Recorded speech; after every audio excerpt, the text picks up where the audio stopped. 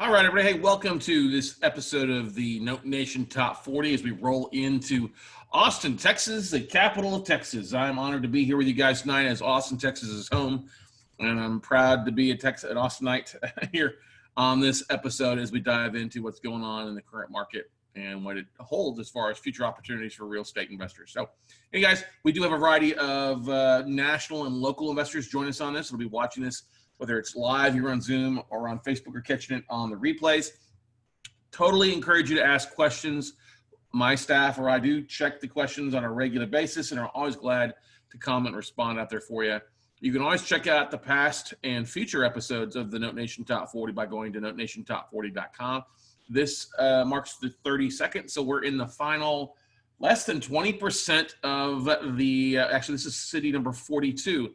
So we are less than, wow, it's hard to believe that, less than 20% away from wrapping this thing up as we dive into the final 8 cities out there tonight. But we'll be discussing the statistics and the numbers, what's going on in the Austin market. We'll talk about future opportunities in Austin and throughout Texas. We'll talk about where to look for those deals and then also how to get started in investing in those guys. We hope that you are all doing well and staying safe. But if you don't know who I am, guys and gals, my name is Scott Carson. I'm known across the country as the Note Guy. I've been an active real estate investor in Texas and throughout the country since 2002. I am the CEO of WeCloseNotes.com. That is my main company there for you guys. You can check out everything we do at WeCloseNotes.com as well. In the last 10 years alone, have purchased over $500 million in distressed debt in over 30 different states across the country, both residential and commercial assets. I've been teaching and working with real estate investors since 2004. I am the host of the popular podcast, the Note Close Show podcast, that you can listen to anywhere that you download or listen to podcasts. It's also nationally syndicated across the country on different radio stations too. I do invest all across the country, but like I said, Austin, Texas is home. So our mission at We Close Notes has always been to help investors to accomplish their goals and dreams, increase their wealth through debt investing. We do believe buying the debt and becoming the bank is the smartest and most effective way to be a real estate investor. It's also one of the best ways to find deals 6 to 12 months ahead, everybody. It's also a more efficient way in dealing directly with banks than just dealing with the public in direct mail campaigns and things like that. We'll get that later on for you. But our mission here to help you guys to walk away from tonight with some information and diving in. So why am I doing this? Everybody asks me this all the time because I love helping investors. I do have a passion for helping people solve problems, whether it is the borrowers, the banks, or you guys that are watching this. I do believe that what we're seeing right now with the craziness of the market is a huge opportunity for real estate investors like you and me all across the country. And if you did not know this, back over 20 years ago, roughly, I was a distressed borrower. So I do empathize with what's going on with job losses, people facing foreclosures, people struggling to make their payments. I've been there, done that, got the t-shirts or scars, but also have a big passion for helping those that are struggling out there. So I'm a big believer, everybody, that there's nothing greater than helping someone overcome an obstacle or achieve a goal or dream that they thought was once impossible. A lot of people out there struggling who once thought the dream of home ownership was a dream, and now they've got it. Now that's turning into a nightmare with them being laid off, not being able to pay their mortgage payments, or facing eviction and lots of things. So there's a lot of things that we can do to make America great again, one defaulted bar at a time. I've set a big goal for myself over the next 12 months to help teach and helping over 1,000 investors in the next 12 months tap into the market and really change their lives. And I would invite you guys, if you're watching this, to take part in that as well too, if you're interested. But anyway, where are the opportunities? Let's get straight down to brass tacks. That's what you're here for. We'll have you out of here before an hour is up. Where are the opportunities, ladies and gentlemen? Well, the opportunities are literally everywhere. Everywhere you look, if you know how to look and how to identify things, there are deals everywhere. Whether it's self-storage, it's apartments, single-family homes, mobile home parks, office space, hotels. There are deals everywhere. And the beautiful thing about what we're seeing right now that we could all use is that the beautiful thing is that the banks don't care what color skin you are, what age you are. If you can show up and close, great. They don't care if you've been a business owner or brand new to real estate, as long as you can perform and know what the heck you're doing. Guess what? The opportunities are everywhere. And like I said before, we've all got different things that we're working towards. We've all got goals and dreams that we want to accomplish. Maybe it's to retire on the beach drinking pina coladas somewhere tropical. That's great. Maybe it's you want to spend more time with your spouse. Maybe it's you want to put your kids through college and pay for that expensive thing. Maybe it's to retire your mom or dad because they're still working and still trying to make ends meet. Maybe it's to travel more with your family and have fun. Maybe it's just to add more things to your bottom line, upgrade your house, upgrade your toys, whatever it is. We all know one thing, that these things all take money to make happen. And a lot of people out there just don't have that extra capital. Now, if you're not wealthy, hey, guess what? It's okay. What we'll be talking about tonight does not require you to have your own credit or your own capital to go out and make some of these things happen in the debt business and by buying assets from banks. We'll get into that a little bit later on. But guess what? Whatever your goal and dream is, I want you to take a big, deep breath, breathe out, and realize I don't care where you're at. Even if you're in forbearance right now, if you've been laid off, you're in the right spot, I believe, everybody, because there's an amazing opportunity going on, not only just in Austin, Texas, but all across the country that we can tap into tonight. So what do the national numbers say? Let's dive into that. Well, kind of bleak sometimes. The unemployment rate right now is at 11.1% across the country as of June. We don't have the updated July numbers yet, but this 1 out of basically every 9 people are unemployed across the country. There are 50 million people that have filed for unemployment. Now, that's a source update here in Texas, with the understaffed unemployment offices taking sometimes weeks to get back to people for a variety of things. They expect over 52% of small businesses that are expected to fail across the country. Record number of bankruptcies being filed by companies closing their doors. It is not a fun time. The thing you have to keep in mind, though, everybody, is that before this all started, back in January, February, the country's already seen at least 1 out of every 10 borrowers was already struggling to stay current. Yeah, that's right. 10% of borrowers are already at least 30 days behind. Now you add in COVID, the pandemic, the shutdowns. We have seen an increase in defaults. Now, it's a 7.76 national mortgage delinquency rate. What does that mean? That number may seem smaller, but it's actually 1 out of 12 borrowers is at least 90 days behind on their mortgage, not just 30 days. It's going to get extreme. I think we're going to see a number climb to beyond 12% when it comes to delinquencies. You got to remember, we were at 2.5%, 3% before this all started. That number has tripled over the last 6 months, and it's going to get worse. Okay. Currently, there are 4.1 million Americans currently in default. And you think about what that number compares to what happened 10 years ago, 12 years ago, actually, is that we are at 4.1. It took us 18 months to get to 1.6 million defaults back in 2008. We're 2.5 times that, 3 times faster. Okay, 6 months versus 18 months to hit 2.5 times that. If you don't think it's going to get bad out there, it's going to get a whole lot worse. Let me take the crack pipe or whatever you're smoking and pass it on to somebody else, because you cannot be blind to these numbers. And what is happening is the government's not talking about this. The government has you more confused about other things. They have you being worried about $200 extra a month or extra week versus what's going to happen with the banks and the mortgages out there in both the residential and the commercial market. So lenders are bracing for us to see upwards of 15 million mortgage defaults. I don't know if we'll get to 15, but we're definitely going to get the double digits when it comes to that. So now looking at the housing hardship index, this is kind of a barometer that we look at. It's put out by Bankrate. It just takes a look at the unemployments, the default rates, and kind of gives each state a ranking. Now, Texas is not the worst and by far not the best when it comes to housing hardship. Texas ranks right now unemployment across the state at 8.6, which is better than the 11.1% that we see nationwide. So that's a good thing. The delinquency rate, though, is higher. We're currently at 9.57% default rate, delinquency rate. People are greater than 90 days behind their mortgage. That's worse. So that actually puts Texas in the top 20, 19th nationally as far as housing hardship. Austin, unemployment's a little bit less, default rate's a little bit less, but we have other parts of the state that make it difficult. Now, if you're looking at the unemployment rate right off the bat, you can see here across the board, Texas peaked at April of 13.5%. We've since come down. May was 13%. June was 8.6. Looking at Austin itself, the Austin and Round Rock Metroplex, they actually throw San Marcos in there too. Go Bobcats.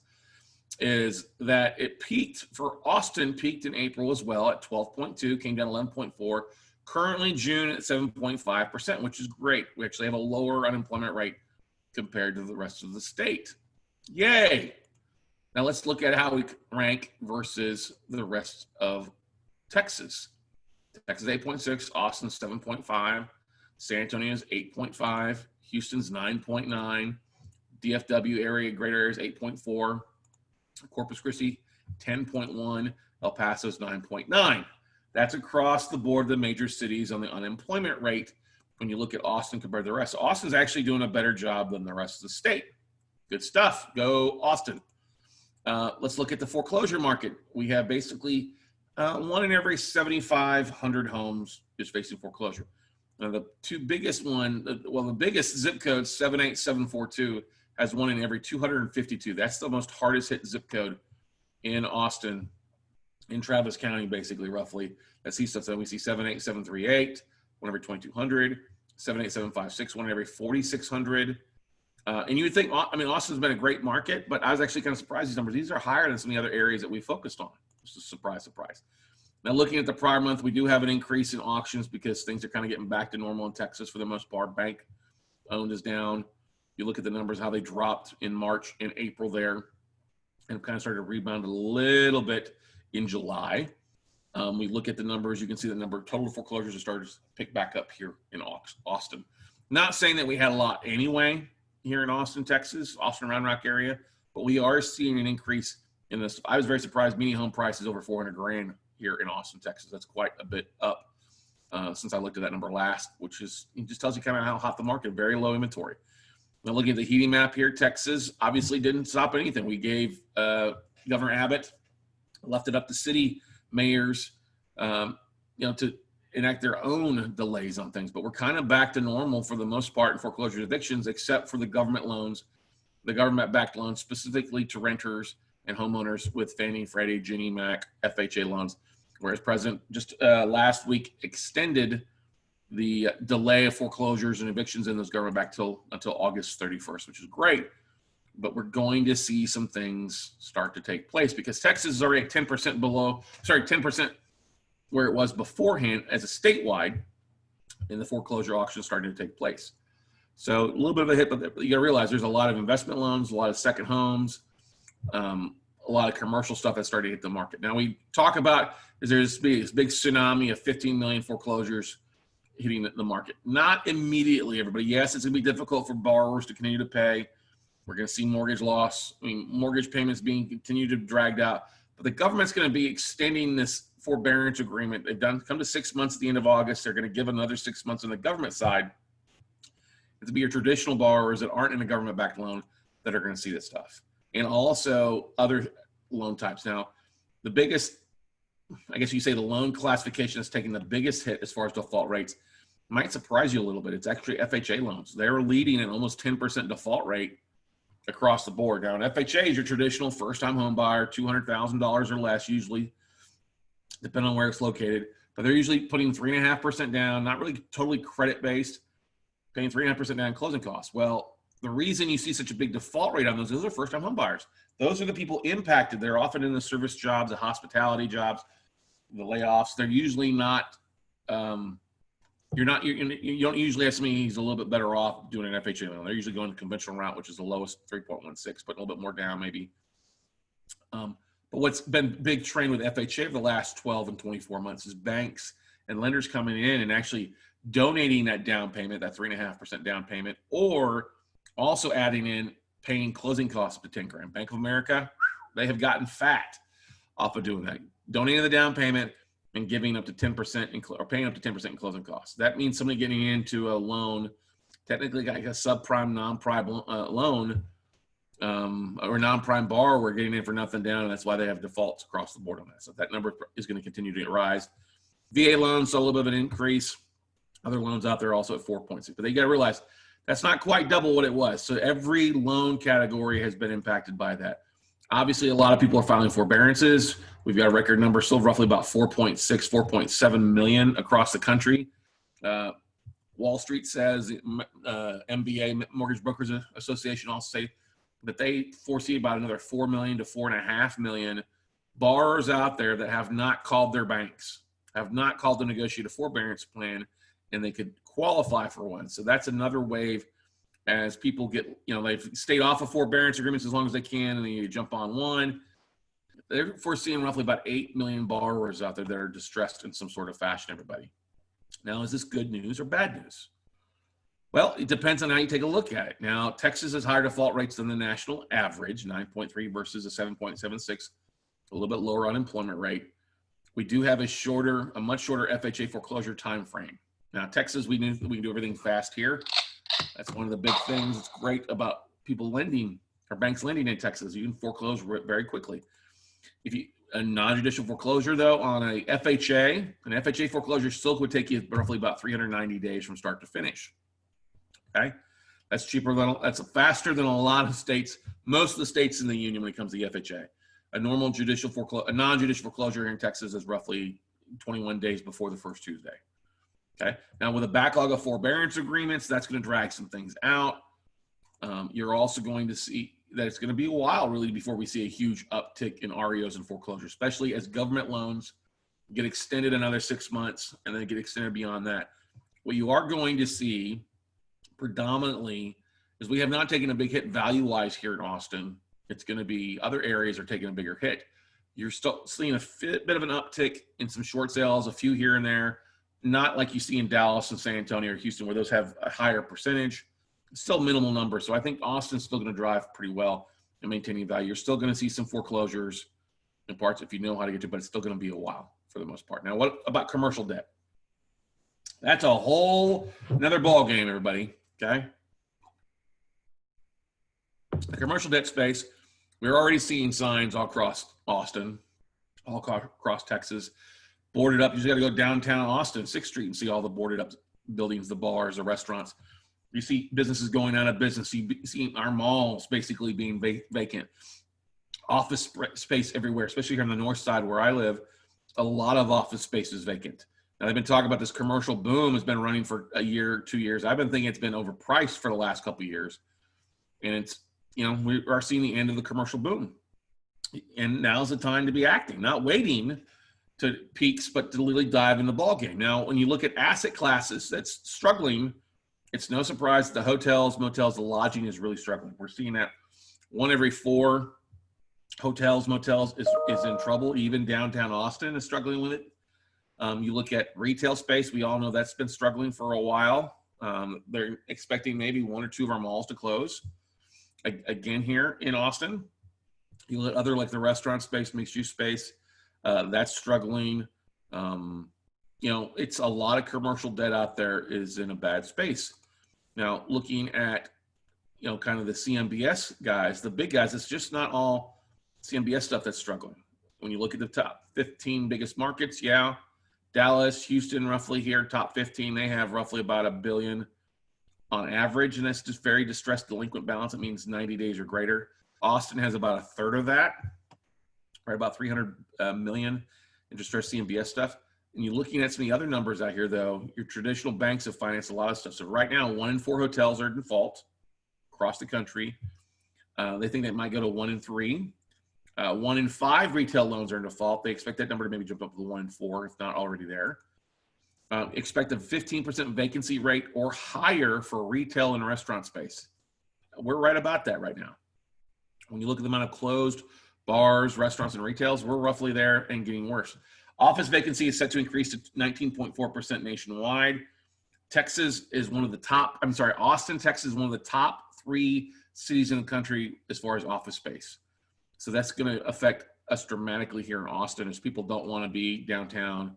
You also have a lot of offices, people are working from home. You're expected to see commercial rents drop another 10% by the end of the year. And that number increased to another 5 to 10% in 2021. Okay. Now, the thing to keep in mind is if you're having decreased rents, vacancy factors goes up, that brings the value of that commercial assets, commercial properties down. Okay.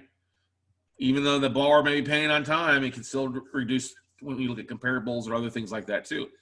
Now, you look back 12 years ago, it was a lot of Wall Street guys that financed it, over basically 2/3 of the loans that were originated back then on the commercial side. Now, these time in the last couple of years, your traditional banks have financed over half, basically 53-54% of the distressed loans that we're seeing out there in the market right now. Okay. Now, they're not financing at 95-97% like your single family. They finance something at a much more conservative 60 to 70% of loan to value. Okay, that's what they usually like to be at. Now, the thing you got to keep in mind, though, is if they want to stay at that 70% or less, because that they feel comfortable there. There's no government insurance to bail them out.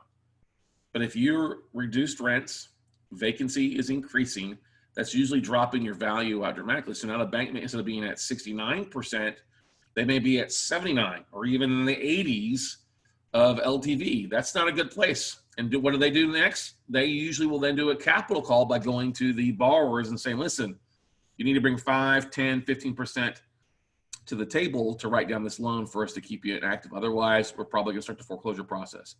They can kick the can down the road a little bit, 6 to 12 months, pretend and extend, but they can't do it when they've got this huge amount of loans on their books. They're going to be looking at the relationships with the borrowers. Those that have a larger relationship, hey, they're being one with it. But a lot of the borrowers out there don't have huge relationships with these banks, and those are the ones that are going to be hit the hardest. What do? Well, you've got to either, as an investor, step in, provide some capital to work with some of these borrowers by buying some of the bad loans and working them out with the current borrowers, or try to reposition the property in a variety of ways. We'll get to repositioning some of the options available to you. But they expect the banks to lose at least $48 billion on commercial real estate across the country. At least.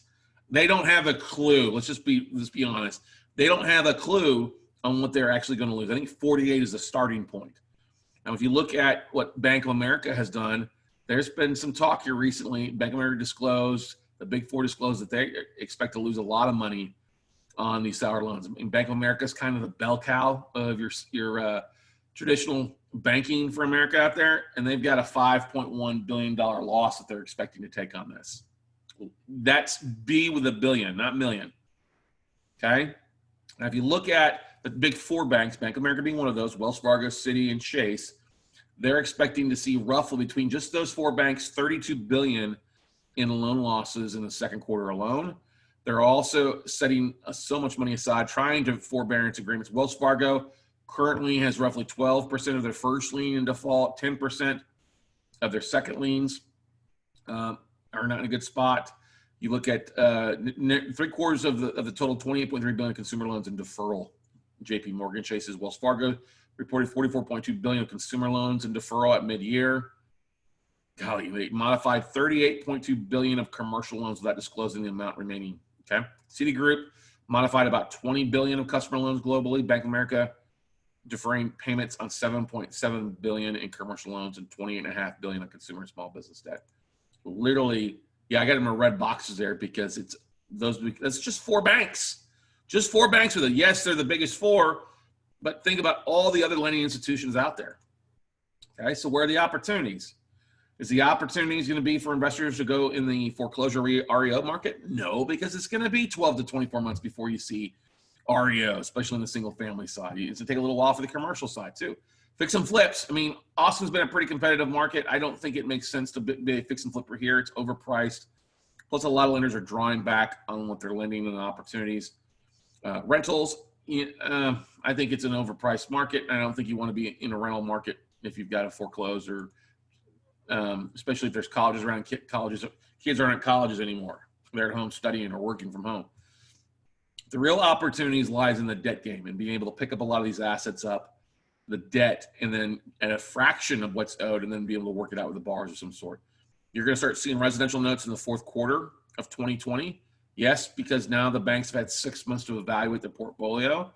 They can check off. Are they on the naughty or are they on the nice list? Do they pay or they not pay?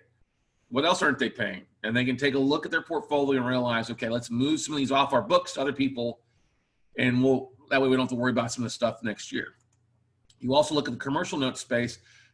My contacts, people I talk to on a weekly basis, have been saying that they're seeing more deals now over the last 2-3 months than they saw the last 24 to 36 months combined.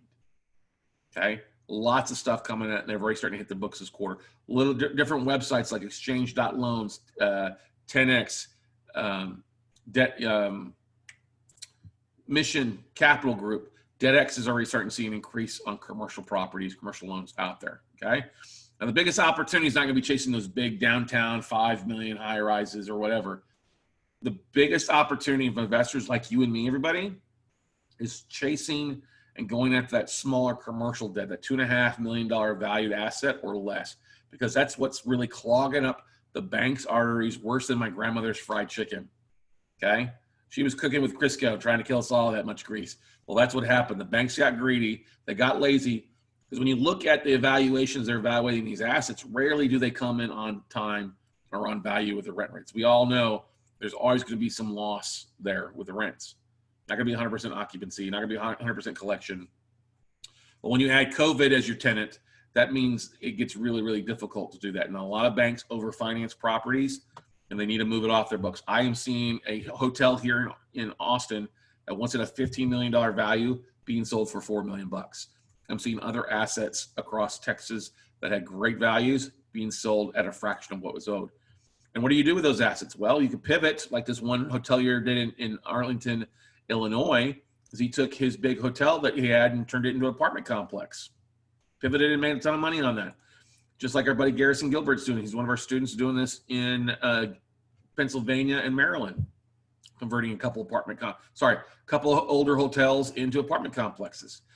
You'd be like a guy did in Denver, Colorado here. All right. He opened up an office space, like an executive office suite the first of the year. And guess what happened?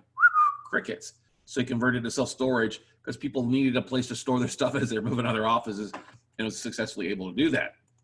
Now, are there banks in trouble? Yes, there are a ton of banks in trouble. And Texas, being the great state that it is, all right, great state that we love it here, there's a lot of banks lending in Texas. We have thousands and thousands of banks that are lending here in Texas, okay? We track this on a quarterly basis. We look at a thing called the Bauer Financial List. All right, Bauer Financial is a third-party independent evaluation company that looks at banks, looks at credit unions, and ranks them from a 0 rating to a 5-star rating. They're basically taking a look at their quarterly reports that each bank files with the FDIC and discloses how much in debt they have, how much in non-performing they have, how much in non-accrual loans, single family, multifamily, how much of their portfolio is made up of this stuff. And if you look at the banks out of this huge list of banks, we track banks that have at least 5 branches or more. It's about 1,800 banks that we track with that by looking at their reports. And if you narrow it down by those that have their home offices are based in Texas, it'll give you an interesting snapshot. Okay, now out of the thousands of banks with office in Texas, there was 128 of these bigger banks that are based in Texas. Okay, Texas based. Yeah, they lend in other states, but 120 other offices. So it's just a snapshot. But out of that 128, there's currently $2 billion in 90 plus defaults, and another 1.6 billion with 30 to 89 day lates that are about or not already there have come on over to the default side. Remember, this report was run in June, end of June. All right. So we're 60 days out from that. So we're looking at potentially 3.6, 3.5, $4 billion in serious defaulted debt. Now, if you take that average, about 5% of each bank's loans are at least 90 days past due, if not worse. Okay. Now, out of that big number, 2 billion, a quarter of it is single family loans in default. And that's what we're seeing on average. It's about 75% commercial, 25% residential. Sometimes it's higher, sometimes it's less. Okay. But that's what we're seeing. And when you start looking at the biggest contributors to this stuff, you'll be surprised. Beal Bank has $122 million in single family loans that are 90 plus defaults, 38% of their entire portfolios in default. Plains Capital Bank has 101 million in defaults, right? 12% of their portfolios in distress. 2 names that you would recognize right off the bat are struggling. That to me sounds like money. Sounds like it's an opportunity, okay? And why would I want to buy this distressed debt? Well, for a couple of reasons. One, I don't have to wait around 6, 12, 24 months to foreclosures hit the market. I can dive right now into the market, buy this stuff relatively cheap, actually really cheap, not relatively, but yes, cheap compared to where it is. Start doing deals now.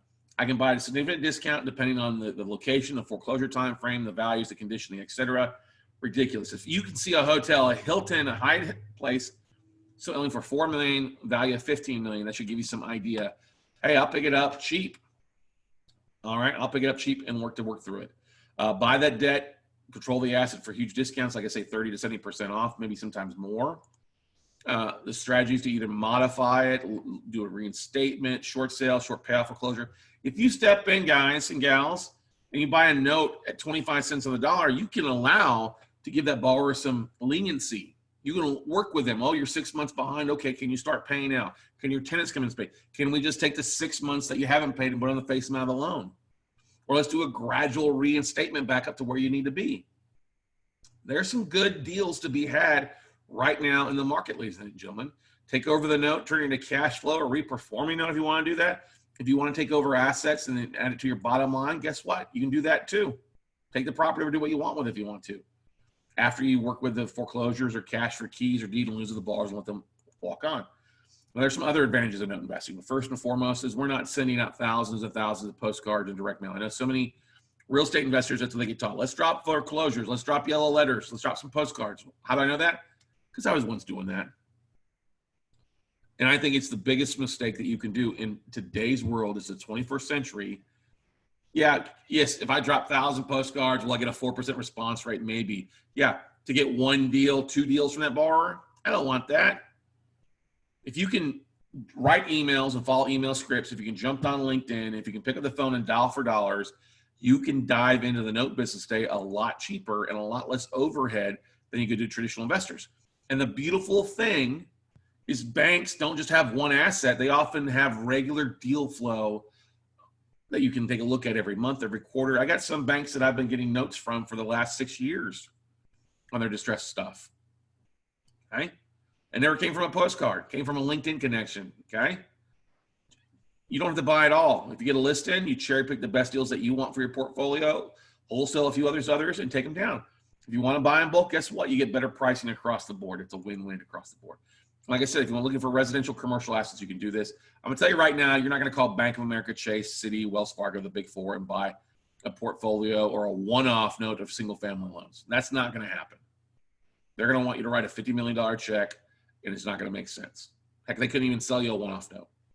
But you have to realize, everybody, there's thousands and thousands of other smaller lending institutions that have stuff on their books they want to get rid of. And you don't have to have the money yourself. The bank doesn't care if you don't have a 500 FICO score or an 800 FICO score. They're not financing you, okay? If you don't have the money yourself, they don't care. If you've got investors out there to fund the deal, great, go fund it. And we live in a very investor-rich market in Austin, Texas, and Texas. Guys, there was 15 million homeowners underwater 10 years ago. If you could go back 10 years, somewhere Cher is singing, "If I could turn back time," what would you do? Well, I would buy a whole lot more 10 years ago than what I did. And that's the opportunity. History is repeating itself, ladies and gentlemen. What's your plan of action? What are you going to do to tap into the tsunami we can see coming? We can see this tidal wave coming. You can either just sit there and gawk and get drowned by the run over of the debt, or you can do something, pull out your surfboard and start surfing, okay? Now, there are investors out there, ladies and gentlemen. There are so many investors out there to fund your deals if you don't have your own money. Across the country, they say there's roughly about $9 trillion in retirement funds sitting out there. That's roughly, that's about the size of the mortgage market, okay? We see about $1 trillion in distressed loans out there, is what they're saying, okay? Now, if you look in Austin, Texas alone, Austin, Texas, there is 21,000 investors with a self-directed IRA, an IRA of some sort. Out of that amount, there are basically 14,000 investors. 2/3 of those with an IRA have at least 150 grand or more in their accounts to do something with. How many people do you need to talk to raise capital to go buy some deals? Not too many. You just got to learn how to market. And what if I could tell you, you could tap into people in your local market? What if I tell you, you could jump online and find hundreds of investors within 10 to 15 minutes, and then you just got to reach out to them? It's feasible. Maybe you don't want to raise capital. Maybe you just want to flip the deals to local investors. That's a great, nothing wrong with that. Austin, we've got our fair share of 18,000 other real estate investors here in the area as well, too. So go find the deals, find the funding. If you don't want to find the funding, then find the other investor to take it off your hat, step away, make some fees, and move on. It's a beautiful business. And yes, you can wholesale notes like you can wholesale property, okay? And the question I always ask, do you want to be the banker or the borrower? Well, everybody is in the note game, everybody. Just unfortunately, you're on the borrower side. You got money going out. You want money coming in. And when you look at some of the other numbers, we've got a record amount of savings being dumped into the accounts, the banks. People are looking for opportunities to invest their money, Now's a great time, ladies and gentlemen, to talk with your friends, your families, to get started doing something.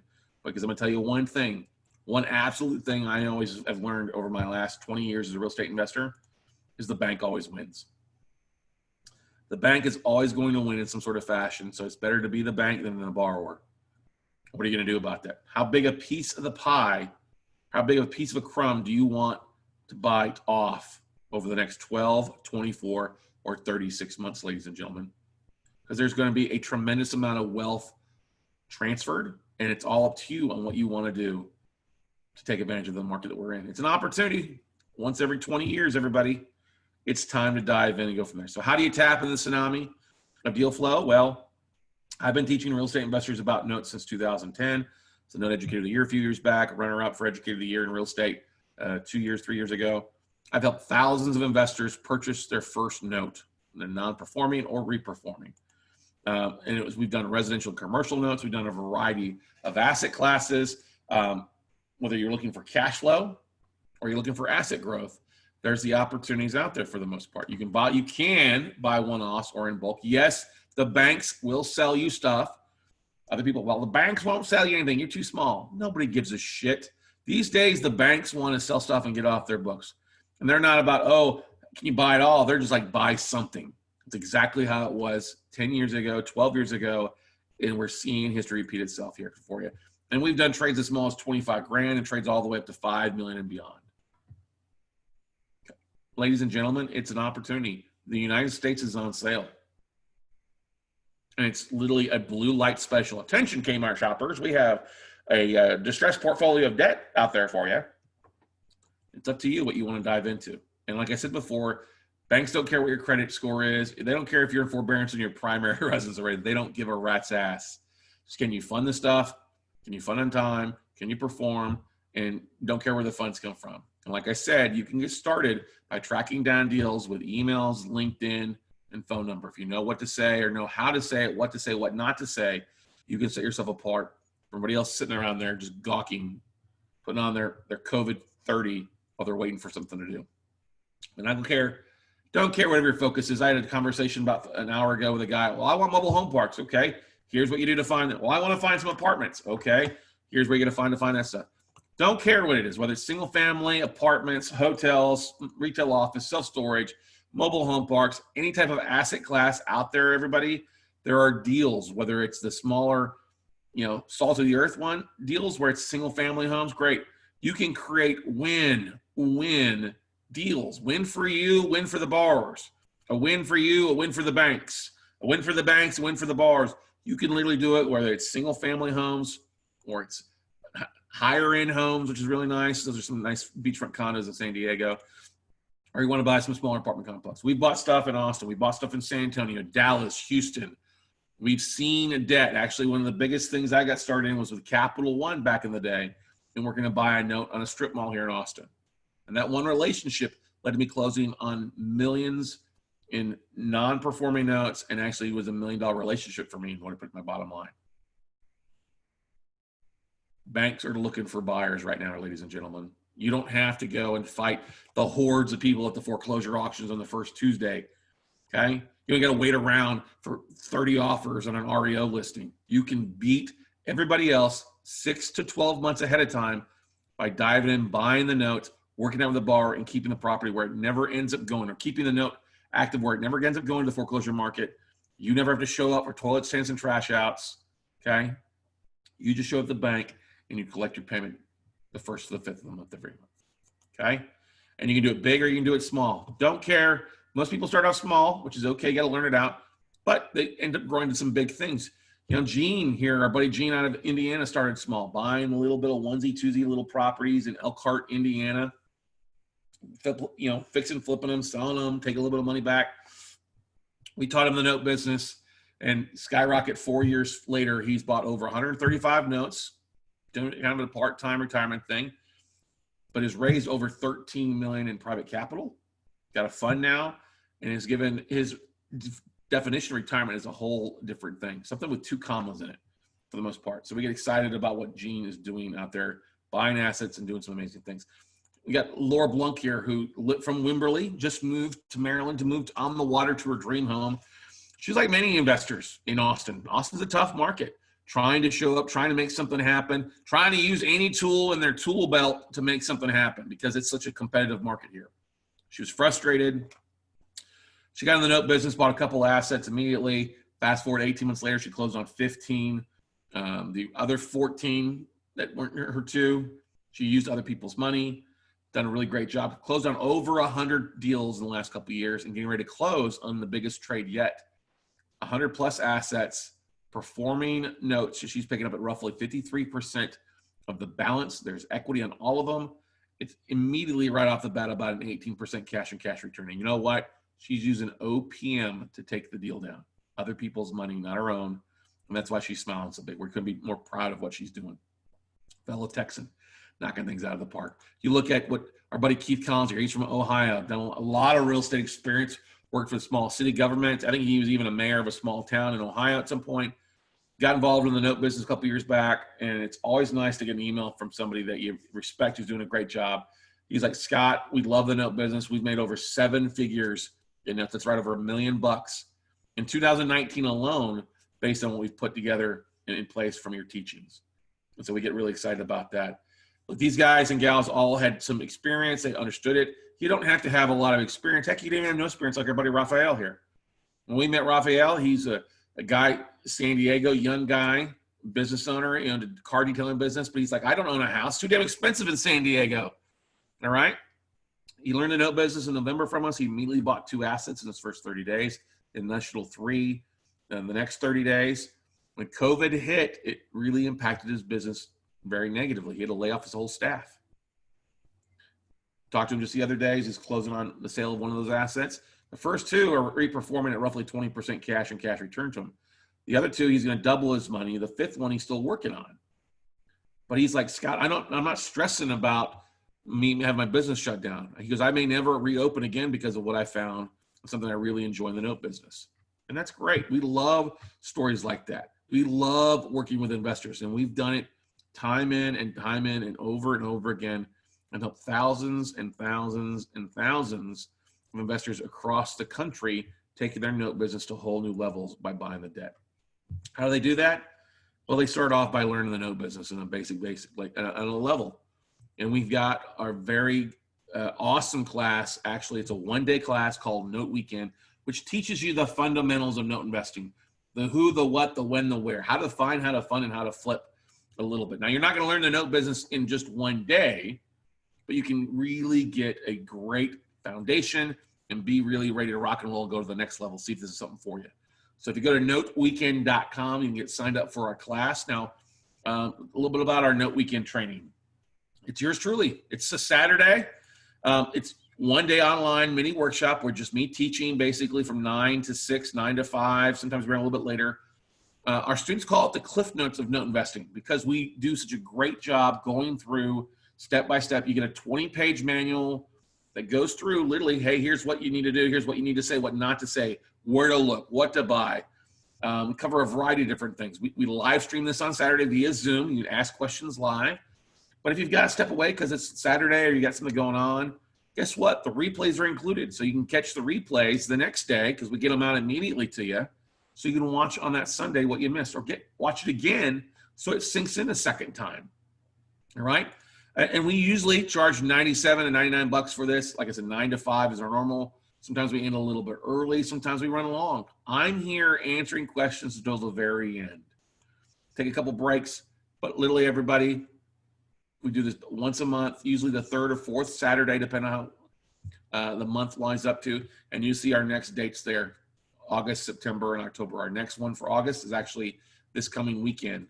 Next one in September and October are the 3rd Saturdays of the month in September and October. But we'd love for you guys to be a part of it at noteweekend.com. Give you a bit of an idea what we cover. First part's how and where to find notes. We'll talk about the different places that you can actually start getting banks. Literally everybody will walk out, virtually walk out with over 1,700 or 2,000 banks that they'll know exactly what they can dive into. We'll talk about how to fund these deals with other people's money. I'll show you how to tap in and find investors in your local area. Names, phone numbers, emails. We'll show you how to tap in all that stuff to raise millions of dollars in capital. We'll talk about the different exit strategies because there's a variety of 10 to 12 different exit strategies on the residential and the commercial side. And we'll show you how to make some real money depending on what you pay for the asset. What exit strategies should you focus on? Which ones should you avoid? What deals should you look at? What deals you should avoid as well. We'll also talk about the different the vendors and team members that you need. You're not going to be a jack of all trades in the note business. You need servicers, you need real estate attorneys, you need people to go look at your properties for you. We'll talk about that stuff and how to identify great vendors to help you work with. We'll also talk about some different loan trading platforms. There are deals you can go at, places you can go at right now to look at residential and commercial deals and start making offers right now. We'll also talk about a lot of other things, marketing, your time frame, what to do if you've only got 10 hours a week versus what you've got 20 hours a week or more. Really some great stuff there for you to dive into. Like I said, our students call it the Cliff Notes version because it's such a great starting point for you in the note business, okay? And now we just focus on non-performing notes for the most part. We're not going to focus on owner finance and performing or non-performing. Nah, we're going to spend one full day on what's made me the note guy. And you can go to noteweekend.com and get signed up tonight for it. We'll send you replays for the most recent class. You can start watching now ahead of Saturday and be rocking and rolling. Now, that's not enough for you. If you understand the billions in distressed debt out there you can tap into, let me make it a little bit sweeter for you, okay? I'm going to throw in about $1,200 to $1,500 in bonuses for you. The one-day note weekend training normally is $97. We throw that in at half price at $49. That's why we dropped the price at $49, everybody, yeah. We'll throw in also our one afternoon of calling banks. This is a 4 to 5 hour training where I'm actually on the phone calling bankers. You can watch, listen, and see what I'm saying, who I'm calling. You can hear the conversations. You can ask questions. It's literally like being a fly on the wall watching me work. That's normally $49 to $59. We throw that in.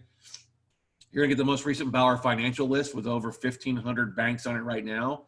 That could cost you roughly $400 if you ordered it individually for yourself. If you throw that in, that's worth the price of admission just to show up to get that.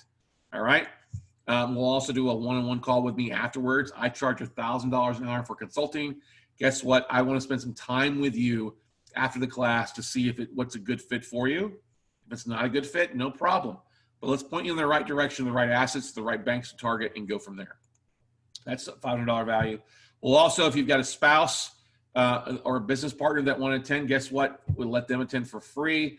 I said we throw on the replays. You get the replays immediately. I think that's worth something versus waiting 6 months like most places, but that's thrown in there.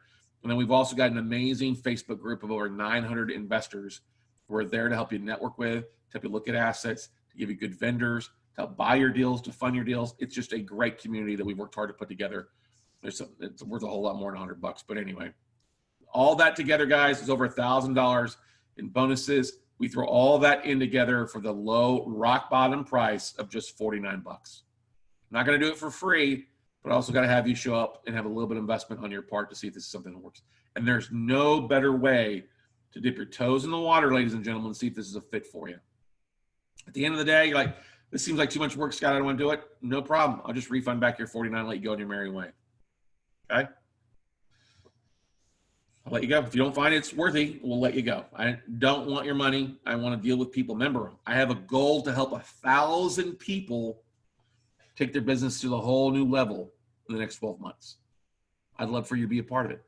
When I get deals in that I can send you, you get deals in that you can send me, we can literally build our own network together besides the other students that we have to take down a lot more stuff. And I'd love for you guys to be a part of our network, to learn how to do notes correctly, how to buy thousands of deals, millions in assets for your own portfolio tonight, and get rocking and rolling. So once again, all that included for just $49. If you go to noteweekend.com, you can get signed up right now. And like I said, ladies and gentlemen, at the very beginning, whatever your goal is, maybe it's retire, maybe you need more money for that. They say that somebody on average, people are retiring with like 80 grand, and that's not near enough in the retirement accounts. Ouch. That's scary. And people are wanting to spend more time with their spouses or retire their spouse instead of being a 2-income family. People are wanting to pay their kids, get their kids through college. God knows that's expensive and can be a racket. People are wanting to retire. Their parents are still working, or travel more when you can actually jump on a plane and go somewhere interesting. Or maybe just upgrade your house, your crib, your toys. Like we said at the beginning, this all takes money, ladies and gentlemen. And it does not have to be your money. You can raise capital, or you can make deals happen where other people are paying you the bank on their mortgages, on their loans, and you're making a nice chunk of change out there for you. So love for you to be a part of this, ladies and gentlemen. If you go to noteweekend.com, that's noteweekend.com, you can get signed up. We'll get you a link out usually in the next day for just a few hours whenever you sign up. And that way you can be rocking and rolling learning. I encourage you to ask questions. If you have any questions, please ask away. I'm here to answer, whether you're watching this on live or on the replay. Ask questions. We'll make sure to moderate those and get an answer back to you, or answer anything we can for you. But I want to thank you so much for taking time out of your busy evening with us. I appreciate it greatly. It's always good to have you guys here joining us. But like I said, love for you guys. We know there's an opportunity right now. It's The Big Short. It's 2008 all over again. And it's an opportunity for those that want to take action. So you either sign up now, start learning the note business so that here the next 60, 90 days, you're ready to buy stuff or buy stuff immediately. You can do it all right now, everybody. So love for you to be a part of it. Once again, noteweekend.com.